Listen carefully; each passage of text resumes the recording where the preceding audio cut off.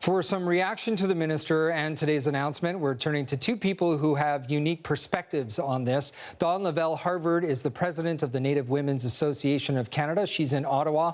And Wally Opal is in Vancouver. He's a former judge and BC Attorney General. He also headed up a similar inquiry in British Columbia. Thanks for being with us, you two. So, Dawn, I want to start with you. What do you think of what you just heard from the minister on the question of reopening these cases? Well, we do have some concerns that there is not a clear opportunity for families to pursue reopening cases through the justice system. The Justice Minister announced a significant amount of funds for family liaisons, but they are going to be supporting families to get answers and information through, from what we understand, victim services.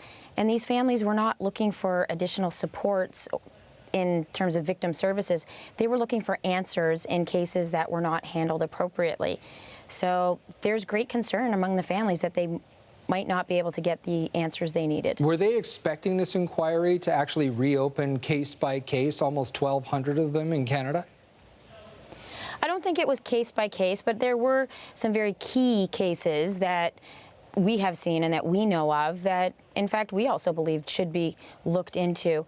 But we also heard from the minister, as well as in her comments, that it's the commissioner's responsibility. If the commissioner's looking into these cases, if after they've looked at the evidence and they've, compelled witnesses forward, if they feel that it needs to be reopened or further investigated, that they do have the power to refer that back to, even potentially the justice system within the province. And Wally, what do you think of reopening cases through the justice system? Should that be a part of the Commission's mandate?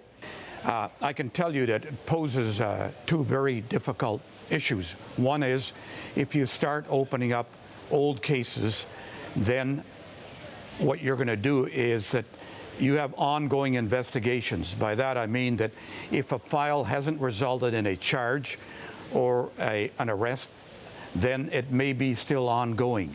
And if it's ongoing, then an inquiry is not capable in law, cannot in law, start looking at cases that are still under investigation. Secondly, if you start looking at the myriad of cases that haven't resulted in charges, this inquiry could go on forever and ever. And that's something that really needs to be considered, because if the inquiry is to achieve any credibility, it has to have its work done in a timely manner. And if you're looking at 1,200 files, and if you start looking at them, then what's inevitably what's going to happen is that the police are going to come in there with their lawyers and go over each and every file and defend the caliber of their investigations, and we will never have an end to it. One of the real problems of inquiries is that they can take on lives of their own. And I think this inquiry is a good idea because it should look at the proactive ways we can prevent these tragedies from taking place again in the future. Okay. Well, let's talk big picture then, Wally. As you've touched on, you've headed up a similar inquiry. It was more narrow in focus, but it did have a similar mandate. Why do you think this one in particular is important? I think it's important. We've done our inquiry was focused on police investigations and the mistakes that were made by the police. But this inquiry has an opportunity to look at some of the root causes of why women are on the streets, why women are victims of violence.